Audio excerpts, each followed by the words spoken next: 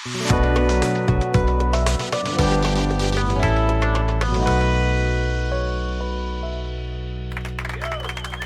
datang di Praditas Talk and Talk episode ke-15. Tema episode kali ini adalah mengapa dan bagaimana seseorang selalu ada dalam pikiran kita. Pernahkah Anda bertanya-tanya mengapa orang-orang tertentu seolah memenuhi pikiran Anda, padahal Anda berharap mereka tidak menggayuti kesadaran Anda lagi? Ketika Anda sudah berusaha untuk melanjutkan hidup, menyibukkan diri dengan pengalaman baru, bertemu orang baru, namun mereka tetap menghantui seperti hantu dari masa lalu, muncul kembali di setiap saat. Menurut Carl Jung, seorang ahli psikologi analisa, pikiran-pikiran yang berulang ini bukanlah sesuatu yang acak, melainkan sinyal dari alam bawah sadar kita yang mendorong kita untuk melihat lebih dalam. Menurut Carl Jung, pikiran manusia bukan sekedar mesin yang memproses informasi logis dan membuang yang tidak perlu. Ia menyimpan apa yang syarat emosi, apa yang belum terselesaikan, atau apa yang masih bermakna dan terkadang bertentangan dengan keinginan kita sendiri. Jika seseorang terus-menerus muncul dalam pikiran kita, itu mungkin pertanda adanya hubungan psikologis yang tersembunyi di antara kita dengan mereka, sesuatu yang masih belum terselesaikan di kedalaman jiwa kita. Konsep psikologi analisa tentang ketidaksadaran kolektif menunjukkan bahwa kita semua terhubung oleh jaringan tak kasat mata yang terdiri dari pengalaman, simbol, dan emosi bersama yang melampaui individu. Beberapa orang memasuki hidup kita dan membekas di bagian terdalam diri kita. Kehadiran mereka dalam pikiran kita bukan sekadar kenangan, melainkan sebuah pesan. Terkadang pikiran-pikiran yang berulang ini terkait dengan emosi yang belum sepenuhnya kita proses. Bisa jadi cinta, penyesalan, kekaguman, atau bahkan kebencian. Namun apapun emosinya, fakta bahwa orang ini tetap ada di benak Anda berarti alam bawah sadar Anda masih menyimpannya karena suatu alasan. Pikiran tidak memutar ulang apa yang tidak berarti. Ia terpaku pada apa yang berbobot, pada apa yang perlu diakui. Ada permasalahan dengan energi emosional yang tak habis. Ketika hubungan, pertemuan, atau bahkan momen-momen singkat membawa muatan emosional yang kuat, mereka meninggalkan jejak. Alam bawah sadar tidak beroperasi tepat waktu seperti pikiran sadar. Ia tidak peduli apakah sudah berbulan-bulan atau bertahun-tahun berlalu. Jika ada sesuatu yang belum terselesaikan, ia tetap aktif di bawah permukaan. Diam-diam mempengaruhi pikiran dan emosi kita. Pernahkah Anda mendengar lagu yang langsung membawa Anda kembali ke suatu momen, ke seseorang atau suatu perasaan? Itu karena pikiran menyimpan pengalaman dalam gugusan emosi, dan satu pemicu dapat mengembalikan semuanya. Jadi jika seseorang masih ada dalam pikiran kita, mungkin itu karena jalinan emosional yang menghubungkan kita dengan mereka tak pernah sepenuhnya terputus. Namun ada yang lebih dalam dari itu. Beberapa orang masih ada dalam pikiran kita bukan karena siapa mereka, melainkan karena apa yang mereka wakili. Pikiran bawah sadar berbicara dalam simbol. Ia mengasosiasikan orang dengan pelajaran, keinginan, dan bahkan luka dari masa lalu. Terkadang orang yang tak henti-hentinya kita pikirkan bukan sekedar individu. Mereka adalah archetype, cerminan dari sesuatu yang lebih besar dalam diri kita. Mungkin mereka merupakan perwujudan kerinduan yang mendalam, rasa sakit yang tak terselesaikan, atau bagian yang hilang dari kisah pribadi kita. Jiwa kita seakan berpegang teguh pada figur-figur ini. Hal ini terjadi mungkin karena mereka terikat pada pertumbuhan kita, sehingga kita diajak untuk memahami peran mereka dalam alam bawah sadar kita, agar figur-figur ini tidak terus muncul kembali. Setelah kita membahas mengapa orang-orang tertentu memenuhi pikiran kita, selanjutnya mari kita bahas lebih dalam. Bagaimana jika cara pandang kita terhadap mereka sebenarnya merupakan proyeksi dari sesuatu di dalam diri kita sendiri? Pernahkah Anda merasakan ketertarikan yang luar biasa atau kebencian yang tak terjelaskan terhadap seseorang tanpa sepenuhnya memahami alasannya? Saya yakin kita semua pernah mengidealkan seseorang, memujanya hanya untuk kemudian merasa kecewa ketika ternyata ia juga sama buruknya dengan orang lain. Atau mungkin kita pernah bertemu seseorang yang membuat kita kesal tanpa alasan yang jelas, memicu emosi yang tampaknya tidak proporsional dengan situasi tersebut. Teori psikologi analisa menyatakan bahwa reaksi-reaksi intens ini seringkali bukan tentang orang tersebut sama sekali, melainkan tentang kita. Itu adalah refleksi dari aspek-aspek tersembunyi dari jiwa kita sendiri yang diproyeksikan ke orang lain seperti layar film.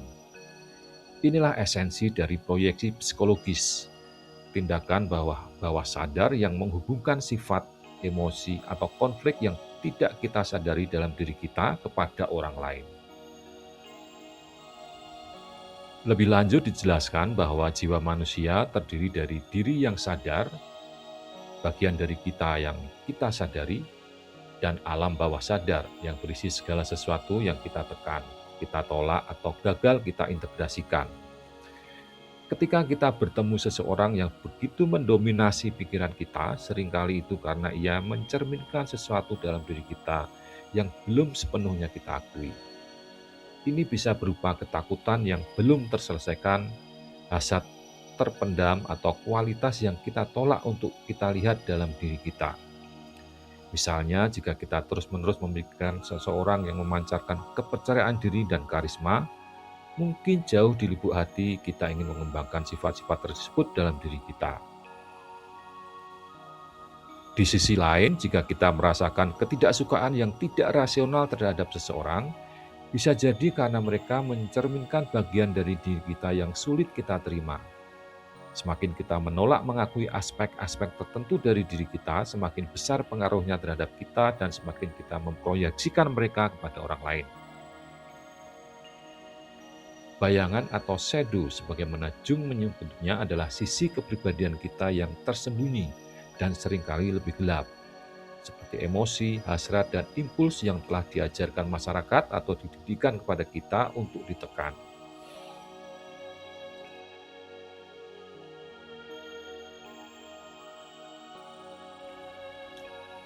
Kita seringkali percaya bahwa kita sepenuhnya sadar diri, tetapi sebenarnya sebagian besar diri kita beroperasi di bawah permukaan.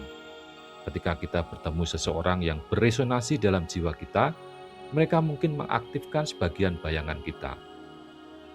Inilah mengapa orang-orang tertentu tampaknya menghantui pikiran kita. Mereka mewakili sesuatu yang perlu kita integrasikan, sesuatu yang secara tidak sadar kita coba proses. Dan pikiran tidak terpaku pada orang-orang secara acak. Ia terpaku pada mereka yang bertindak sebagai cermin. Entah kita sadari atau tidak, alasan sebenarnya seseorang terus-menerus ada dalam pikiran kita mungkin bukan tentang mereka sama sekali, melainkan tentang suatu aspek diri kita yang menunggu untuk diungkapkan. Namun proyeksi tidak hanya berlaku untuk individu, ia dapat membentuk seluruh pandangan dunia kita. Menurut teori psikologi analisa, cara kita memandang orang lain disaring melalui lensa konflik internal kita sendiri. Jika kita menyimpan rasa tidak aman yang mendalam, kita mungkin berasumsi orang lain menghakimi kita jika kita berjuang dengan harga diri. Kita mungkin percaya orang lain lebih unggul jika kita memiliki luka masa lalu yang belum terselesaikan. Kita mungkin memproyeksikannya ke dalam hubungan saat ini, menghidupkan kembali pola-pola lama tanpa menyadarinya. Memahami proyeksi ini penting karena memungkinkan kita untuk mendapatkan kembali bagian-bagian diri kita yang tanpa sadar telah kita berikan. Orang-orang yang kita terobsesi, kagumi, atau benci seringkali mencerminkan sesuatu dalam diri kita. Untuk mengatasinya, kuncinya adalah berhenti mencari jawaban dari luar dan mulai mencari ke dalam diri sendiri. Lalu apa yang terjadi ketika proyeksi-proyeksi ini terikat pada ikatan emosional yang dalam? Ketika keterikatan tersebut bukan hanya psikologis tetapi juga emosional, beberapa orang tidak hanya sekedar hadir dalam hidup kita, Mereka meninggalkan jejak yang begitu dalam, sehingga rasanya mustahil untuk melupakan mereka, bahkan setelah waktu berlalu. Bahkan setelah kita meyakinkan diri sendiri bahwa kita sudah move on, kehadiran mereka masih terasa seperti kalimat yang belum selesai. Mengapa ini terjadi? Mengapa beberapa ikatan emosional terasa tak terpisahkan bahkan ketika kita secara sadar mencoba melepaskannya? Dalam psikologi analisa dipercaya bahwa hubungan emosional bukan sekedar pengalaman psikologis. Hubungan tersebut tertanam di dalam alam bawah sadar, membentuk pikiran, perilaku, dan bahkan rasa identitas kita. Ketika ikatan emosional dibiarkan tak terselesaikan, ia terus memberikan pengaruh yang tenang namun kuat terhadap pikiran kita. Seolah-olah sebagian jiwa kita masih terjerat dengan orang lain, memutar ulang kenangan lama, mencari penyelesaian, atau mencoba memahami apa yang masih belum selesai. Sementara itu, dalam ilmu saraf atau neurologi ditemukan bukti yang mendukung gagasan itu. Ketika kita membentuk ikatan emosional yang mendalam, otak kita menciptakan jalur saraf yang mengaitkan orang tersebut dengan perasaan aman, cinta, atau bahkan rasa sakit hati. Sirkus saraf ini tidak menghilang begitu saja ketika hubungan berakhir, melainkan tetap aktif menyala ketika dipicu oleh aroma yang familiar, lagu, atau bahkan kenangan singkat. Inilah mengapa orang-orang tertentu tetap ada dalam pikiran kita. Otak kita secara fisik telah menghubungkan mereka ke dalam landscape emosional kita.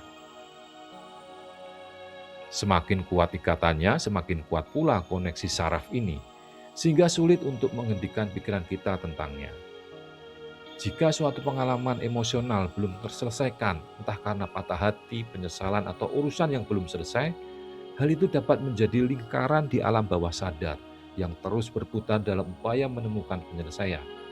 Pikiran terus-menerus mengingat masa lalu bukan karena nostalgia, melainkan karena sedang mencari sesuatu, sebuah jawaban, sebuah pemahaman, sebuah rasa penutupan yang tak pernah diberikan. Namun, ikatan emosional bukan hanya bersifat neurologis.